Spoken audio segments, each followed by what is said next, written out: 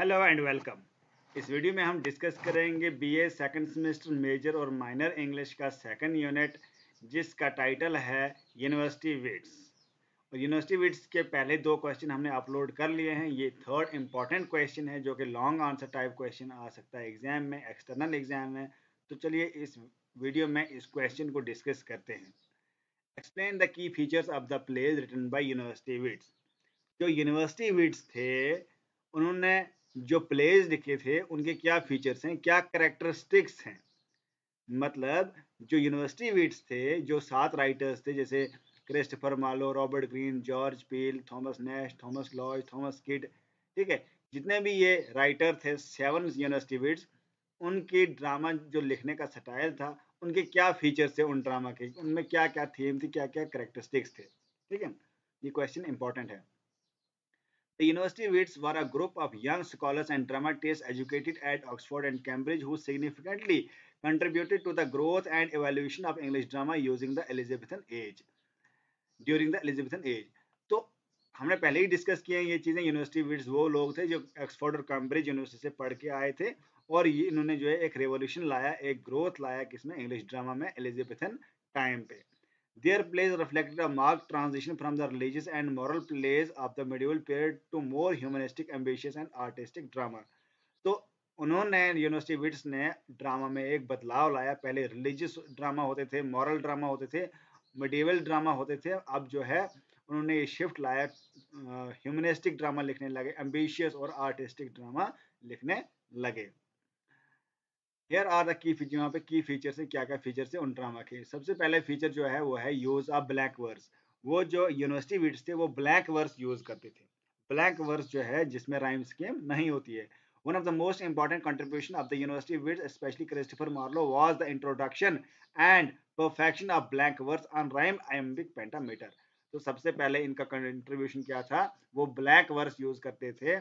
और black verse जो है वो होता है अनराइम्ड, अनराइम स्कीम होती है, राइम स्कीम उसमें नहीं होती है। और सबसे ज्यादा किसने यूज की है, जो यूनिवर्सिटी विट्स में से सबसे मशहूर राइटर, सबसे फेमस राइटर क्रिस्टोफर मार्लो था।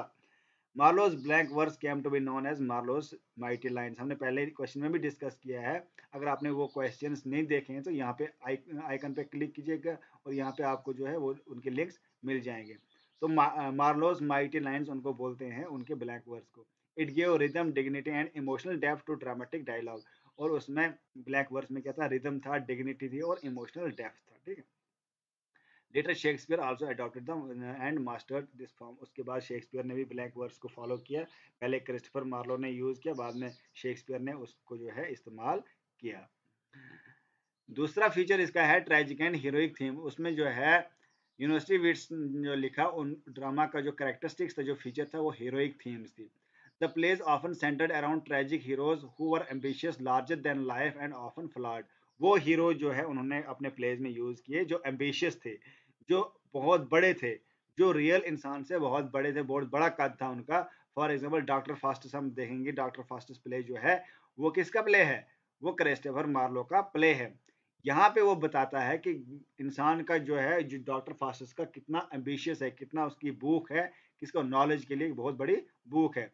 The theme of over reaching ambition was common. जो बहुत ज्यादा एम्बिशन था, उसकी थीम जो है उसको कॉमन है वहां पे। These characteristics often reflect the Renaissance spirit and individualism, exploration and challenge to divine authority. In characteristics में से सबसे क्या है, रेनेसांस स्पिरिट इसमें आई जाती है, इंडिविजुअलिज्म है, एक्सप्लोरेशन है इसमें। ठीक है।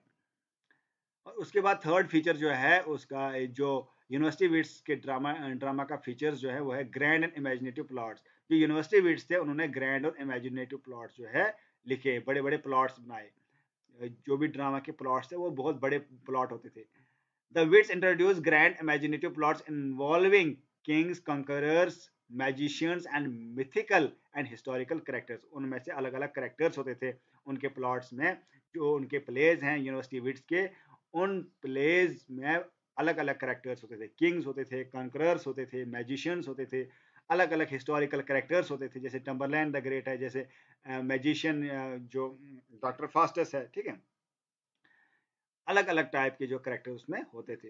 Their stories moved away from religious sermons and focused on human drama, passion and conflict.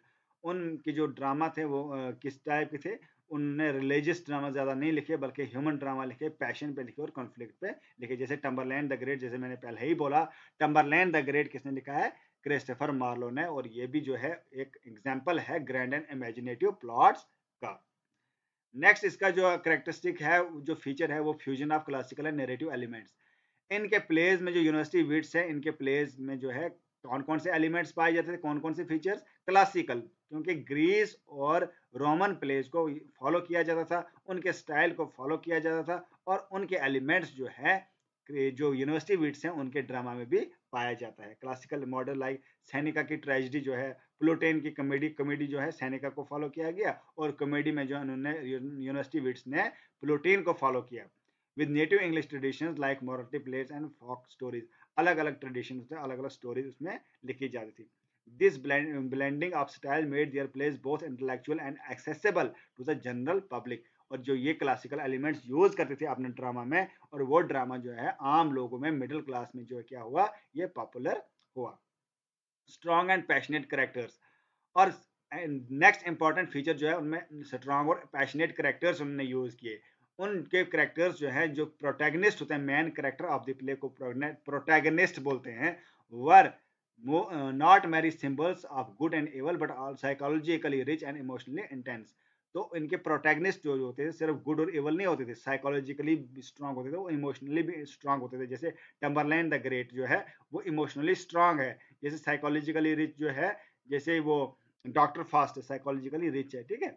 इस तरह के जो करेक्टर्स में होते थे। The heroes had strong will, deep desires and internal conflict. जो हीरोज हैं उनमें क्या है, स्ट्रॉन्ग विल है, डीप डिजायर है, और इंटरनल कॉन्फ्लिक्ट चलता है। Even female characters begin to have more depth and voice. Female characters में जो है अलग अलग वॉइस होती थी। नेक्स्ट इंपॉर्टेंट फीचर जो है वो एलिवेटेड एंड रैट्रिकल लैंग्वेज। कैसी लैंग्वेज यूज की उन्होंने? लॉफ्टी स्पीचेस, बड़ी बड़ी स्पीचेस जो करेक्टर्स की, वो स्पीचेस यूज की यूनिवर्सिटी विट्स में। पावरफुल इमेजरी उन्होंने यूज किया, रेट्रिकल जो है रिदम यूज किया अपने प्लेज में, ठीक है। The ornate and poetical style was a signature of the university wits, aiming to impress and engage both the elite and common audience. तो जो ये पोइटिक स्टाइल उन्होंने यूज किया ड्रामा में, उनसे जो है उनकी ऑडियंस जो है, ऑडियंस पे बहुत अच्छा इम्पैक्ट पड़ा, और ऑडियंस उनको देखने लगी, सुनने लगी और एंगेज होने लगी। नेक्स्ट इंपॉर्टेंट फीचर जो है वो है nationalism and historical interest. Many of their plays reflected a growing sense of national pride and interest in English history and legend। उनके प्लेज में जो है नेशनल प्राइड दिखता था, और हिस्टोरिकल लेजेंड्स उनके प्लेज में दिखते थे। किनके? यूनिवर्सिटी विट्स के। This patriotic trend would be fully realized in Shakespeare's history plays, but its roots are found in the works of the university wits। तो ये जो है उनके शेक्सपियर के प्लेज में ये पाए जाते थे, ये पेट्राइटिक ट्रेंड्स। और नेक्स्ट जो है थिएट्रिकल एक्सपेरिमेंटेशन, ये भी एक इंपॉर्टेंट करेक्टरिस्टिक है यूनिवर्सिटी विट्स का। They were pioneers of dramatic structure and stagecraft. उनमें क्या क्या थे? इंट्रोड्यूस मल्टीपल सेंस एंड अलग अलग सेंस और सीन्स और एक्ट्स यूज किए उन्होंने, ये किन्होंने? यूनिवर्सिटी विट्स ने अपने प्लेज में। सब प्लॉट्स एंड कॉमिक रिलीफ जो है अपने प्लॉट्स में यूज किए। Explore stage effect and character diversity, अलग अलग करेक्टर्स को यूज किया, अलग अलग स्टेज को यूज किया अपने प्लेज को लिखने में, किन्होंने? यूनिवर्सिटी विट्स ने। अब इसका कंक्लूजन लिखेंगे, 8 पार्ट्स हमने इसके पढ़े, यही आपको एग्जाम में लिखने हैं, और कंक्लूजन में हम ये लिख सकते हैं, the plays of university wits were bold, experimental and full of vitality. Vitality मतलब जिंदा प्लेज थे उनके, ठीक है, लाइवली प्ले थे उनके। They marked a decisive shift from medieval to modern drama, combining intellectual depth with theatrical appeal. Their works introduced new forms, new themes, and new heroes, setting the stage for the great flowering of English drama in the hands of Shakespeare and contemporaries। उन्होंने अलग अलग type के themes use किए, अलग अलग type के forms use किए, अलग अलग टाइप के हीरोज यूज किए, ताकि उनकी प्लेज जो है वो क्या हो, फ्लोरिश हो, उनकी इंग्लिश का ड्रामा जो है फ्लोरिश हो, पब्लिसाइज हो, ज्यादातर लोग उनको पढ़ें। तो यही क्वेश्चन इंपॉर्टेंट क्वेश्चन है आपके एग्जाम के लिए। ये लॉन्ग टाइप क्वेश्चन आएगा, long answer type question, 12 marks का क्वेश्चन एक्सटर्नल में आ सकता है, और इंटरनल में भी लॉन्ग आंसर क्वेश्चन आ सकता है। इसको समझिएगा और इसके नोट्स बनाइएगा, फिर इसको अगेन मेमोराइज कीजिएगा, क्योंकि ये इंपॉर्टेंट पॉइंट्स हैं, बहुत ही मेहनत से बनाए हैं। तो आपको जो है मेहनत से जो है इसको याद करना है, इसको लिखना है, और अच्छे मार्क्स सिक्योर करने हैं। तो मिलते हैं नेक्स्ट वीडियो में, तब तक के लिए गुड बाय। नेक्स्ट वीडियो में नेक्स्ट क्वेश्चन डिस्कस करेंगे। तब तक के लिए बाय बाय।